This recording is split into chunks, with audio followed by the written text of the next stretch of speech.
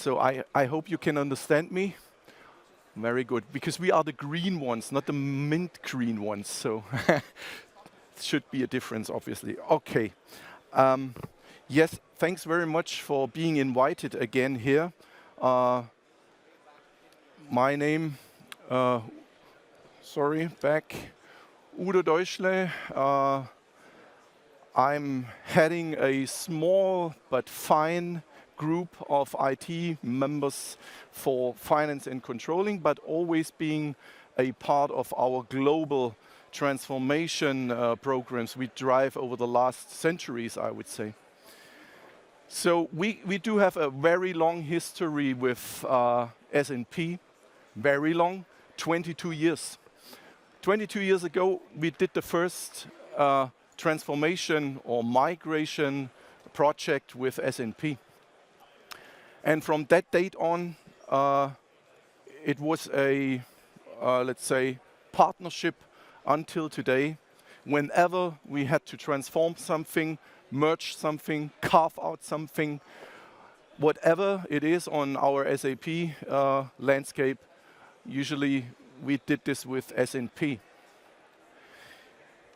We consist of, and I don't want to bother you with all our KPIs. The first thing I want to mention now is that Festo is exactly this year 100 years old. 100 years, that's incredible. That's a fantastic company, of course, and that's really something which is impressive. A small Swabian company developed in 100 years now to more than 20,000 people all over the world, being a technology leader in automation. Technically, this is pneumatic, but also electric drives. You can find us almost everywhere. It might be the battery cell production where we are. It could be any packaging material you have in hands as of today, coming from a from a transfer street of Festo. It's also in every warehouse. We are in the healthcare industry, very strong. And last not least, of course, we also in the microchips and the semiconductor industry all over the world, a supplier in order to make the automation faster and more reliable. So that's what Festo is doing. As I said, we have a long history, not only with S&P, but also with SAP. So I always mention that our customer number at Festo is 27. So that means we have a history more than 42 years with SAP, even more, yeah, doesn't matter, a long time. And we made a long journey, of course, together with SAP, but also with S&P. And that's why I have now for you guys, because I have been asked to do this presentation last week, because usually someone else would be standing here presenting something, but stuck in a program together with S&P, saying, I have no chance to do this. So they came back to me saying, Udo, can you do us a favor and give us a presentation? I said, what kind of presentation? Because actually we are not doing a current program. And they say, well, why not having a look at all the history we made together with you? Also with regards to ERP, of course. We do a lot of other things, but ERP is, let's say, the core of it, isn't it? So, and what I tried to give you now as an overview is where we started until where we are as of today. And maybe you guys experienced the same thing in the past. I mean, the younger guys not, but me or you. Yeah, we had a journey starting with SAP itself, and that was the age, let's say, of global rollouts, yeah, customization, millions of lines of code, which we did with our people, with the internal IT, and also with external guys. But it's kind of history and also boring. I mean, we all talk about technical depths later, yeah, but that was the age of rollouts, let's say. We didn't care that much about architecture. The technology was simple. Yeah? If you have a process, put it into SAP. That's it. Yeah? And if China says, I need a different process, you get a different process. All right. Everything what the business wants, the business gets. But then the much more exciting area is the area of standardization and harmonization, because all of you found out in the middle of the development, oh well, we cannot stay anymore with our heterogeneous landscape. We do have so many processes, we have so many customized processes, I cannot really oversee it. Now we have to standardize and harmonize. Well, and that's something which is, from the time elapsed, much smaller than what we did before. Yeah? So we had already then 30 years of history in the system. Now to refurbish, yeah, and care about how can we standardize and harmonize. And I have a few examples now for you. Projects we mainly did with SNP. Not all of them are mentioned, many, many more, but a few may be of interest for you, showing the capability of what SNP has as a DNA and how we found success, let's say, on our ERP system later. So let's start with 2011. There was a, let's say, functional harmonization we did called SCOA, so Standard Chart of Accounts. At that time already, we had more than 70 entities on the system. And every entity has their own chart of accounts on different systems. And that's something where our board says one day, we cannot stand this anymore. We need harmonized accounts, and we need harmonized posting, let's say, compliance. Yeah? And that's what we did with SCOA. So the facts are, we harmonized everything into a 10-digit company code, account number. 10 digits account number all over the world. Coming from 4 to 6 to 8 to 7, everything was possible. Yeah? We put it into a certain order. And we made, of course, a kind of systematic behind. And we also, at that time, did not dispose over a second ledger or a parallel ledger. So we did the Mickey Mouse. So that means we doubled the things. And that was the, let's say, stage we set. And now imagine, we're talking about finance data all over the world. So we were able, in 18 months, yeah, out of 6 independent systems, like 3 logistics, 3 finance following the sun, APAC, EMEA, Americas, to do the conversion of the charts of accounts. For over 7 legal entities, as I said, we did this together with the posting guidelines. And nevertheless, we had a reduction of more than 80% of all accounts, even though we made the double thing with the Mickey Mouse. Okay, and this all was together with all the account determination tables we had, all over the world, different. You SAP guys know a TO30 table, yeah? We had there thousands of entries, thousands. Yeah? Not talking about asset accounting, in the sales accounting and everything. Yeah?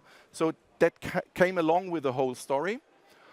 And what we also did was an one-to-N or N-to-1 mapping of accounts. So means all the content.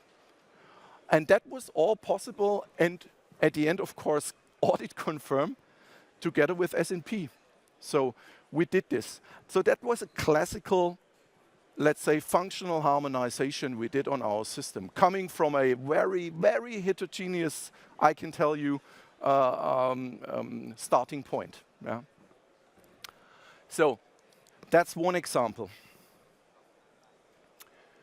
Second, and this is something what I call a technical harmonization. You remember we had these 6 systems. Following the sun, 1 finance and 1 logistics system for every region. And also, of course, statistics systems and BW and everything. Yeah? So we made up our mind saying, how can we go into 1 system? And that's also something we realized together with S&P, saying first we do a regional merge of the finance and logistics systems, and further we merged them then into the 1 EMEA system. So the scenario was as follows. That was kind of my old slides from 12 years ago, or 15 years, I don't know. Yeah? We did exactly the following. We merged finance into logistics. We moved the statistics into our new business warehouse. And we then finally moved everything into this 1 ERP.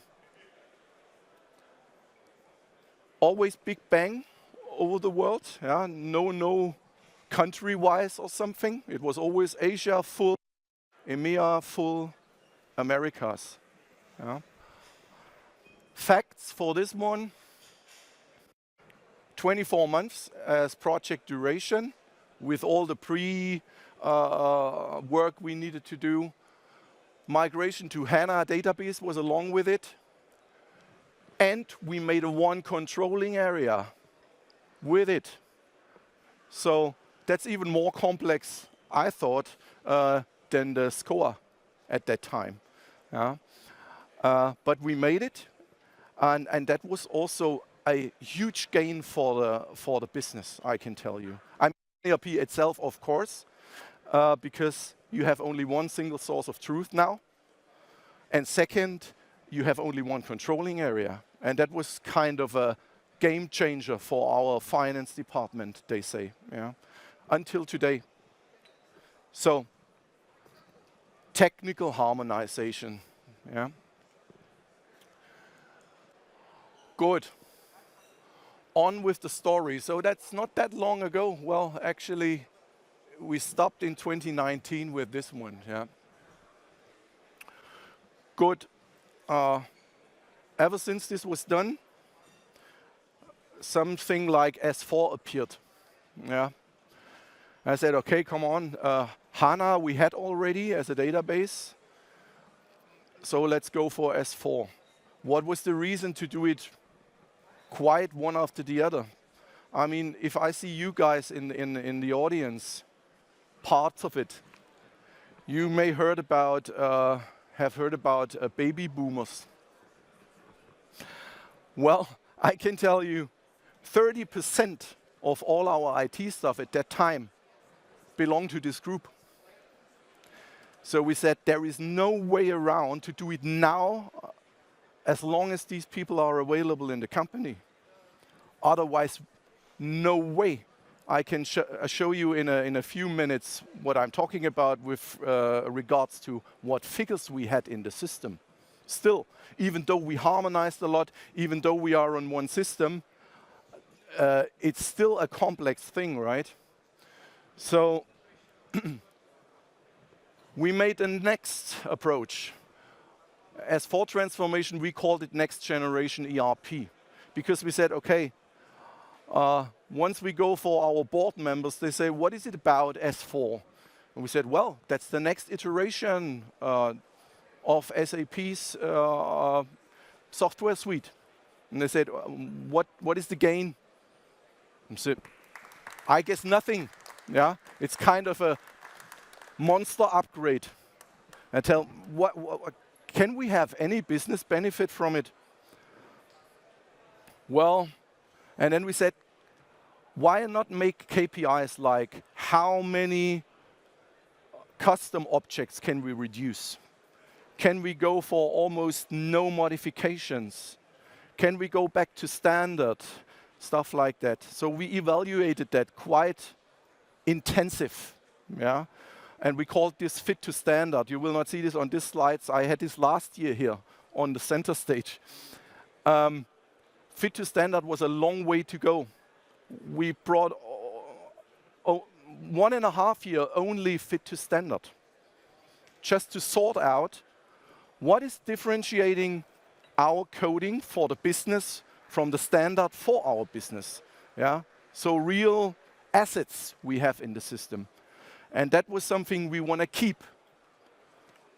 For the rest, we decided then, it might be a standard, but it could also be something outside SAP then. Yeah? Already thinking about architecture. Not having this monolith like a huge SAP system, yeah? Rather than having a lean core. So that's something we were doing as a setup. And then board agreed. Said, okay, let's go for it. And now I show you some figures. When we entered this point in time, starting with next generation ERP, this was the truth. 91,000 programs and tables in the system, custom. We had more than 10 million lines of code. We have almost 6.4 million customer and production orders every year, and more than 15,000 users. So now we said there is evidence enough, yeah, to start a next generation ERP, because we have to reduce this. Coming from that, what did we do? We introduced a business partner. Well, that was not really a huge effort, I would say. I mean, it was kind of a, let's say, work we did already in the past. We were already on a good harmonized level with all our vendor and customer data. So that was not a, well, huge one, but it took us quite long, because customer data, vendor data is of course used in third-party systems.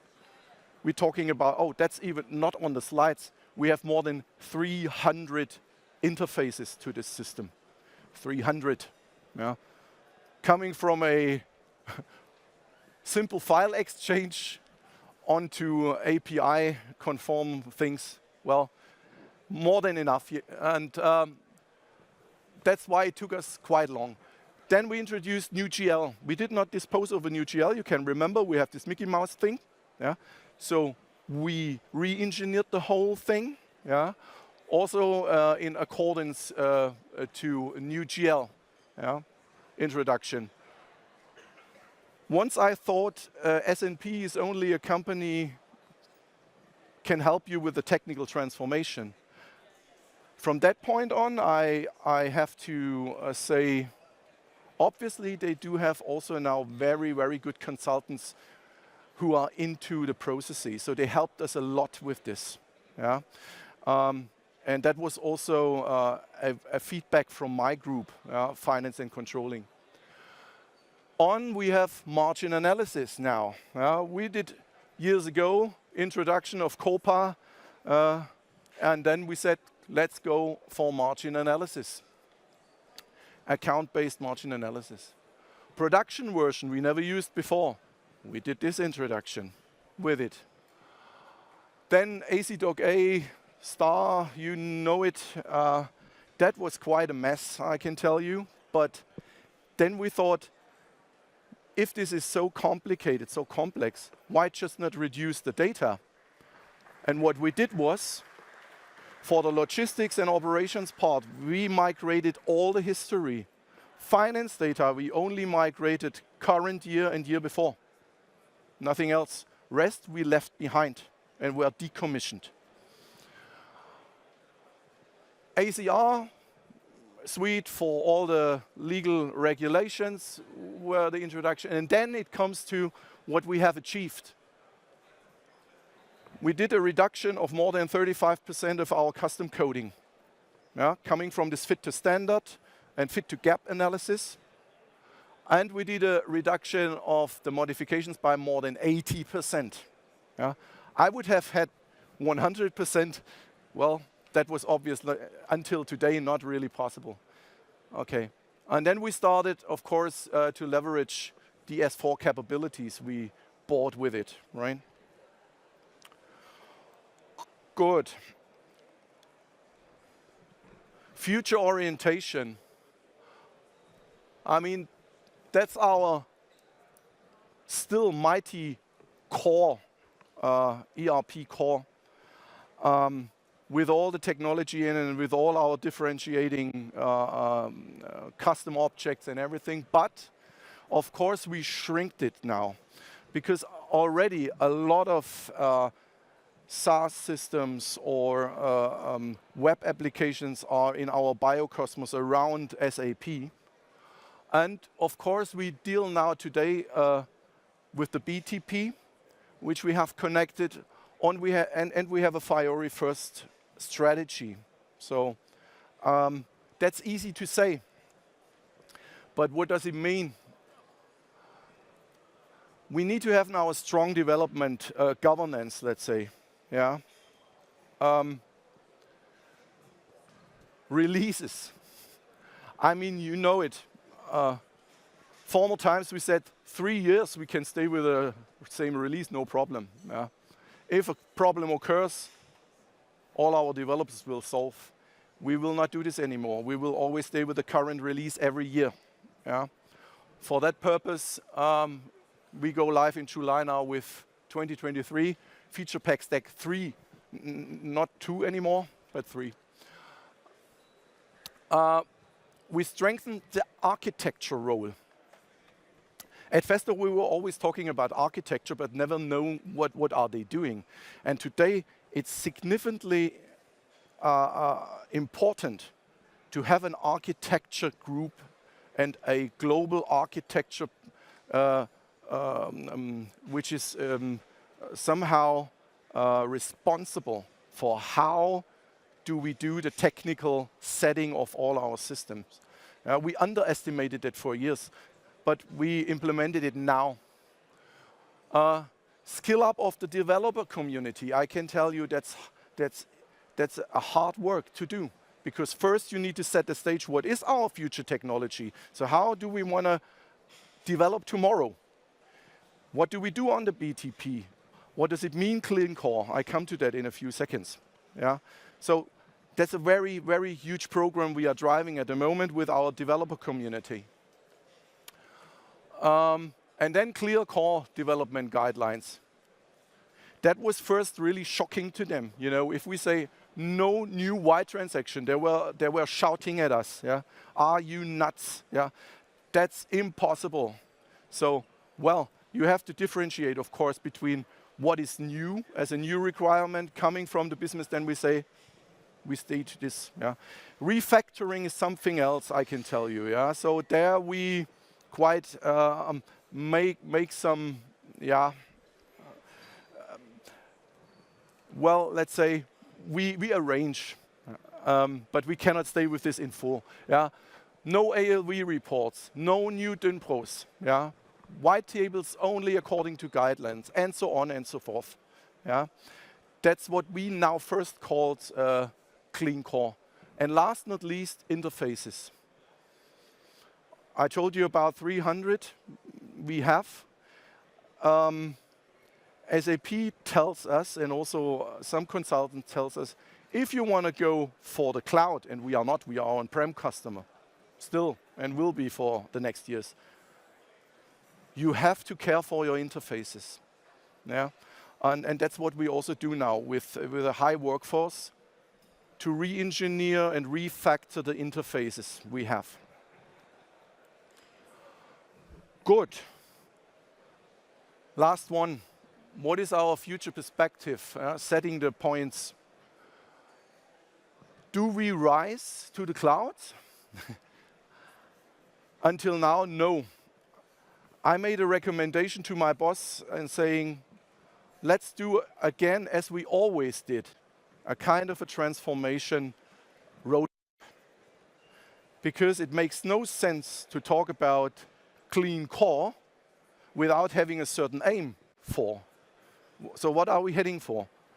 And now you guys maybe know private edition, public edition. I mean, private edition is on-prem reloaded, actually. Yeah, it's the same development stream at SAP. You will not get any benefit from the new technologies, from their developments. You will not get it simply. So why should I go to private? So I said, when? Then we have to go to public. And that's something, well, we at the moment are evaluating. But this will be a long journey, because only for the interfaces, I said, we need alone 2 years in order to get this done.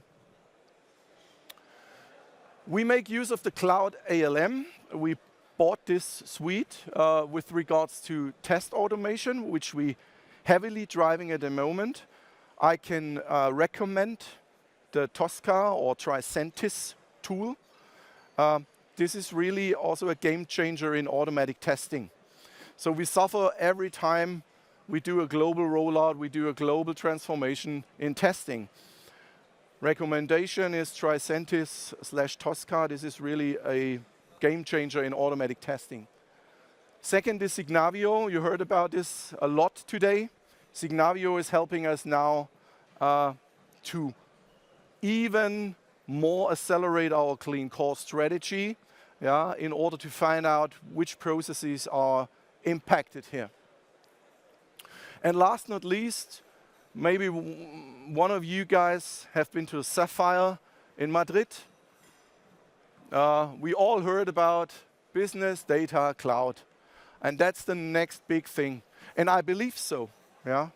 But as a SAP customer with more than 45 years history, yeah, we do not feel that they really picked us up somewhere, saying, how can we do this? How can we go there? Yeah, what is with the BW system? And so on and so forth. Yeah, all these questions are not answered. But we strongly believe that we have to change. I mean, we IT guys have to change every day, actually. But this is now, again, a huge step we need to perform. Yeah? And before we do this, the technology stacks must be crystal clear. How do we want to go? Yeah? And with whom can we drive this change? Yeah? And how can we put all this together? And as an old Festo, as an old SAP customer, Festo, we cannot give you anything on hand right now. With such a long history, we made it as we always did, step by step. And obviously that was working over the last 100 years quite well.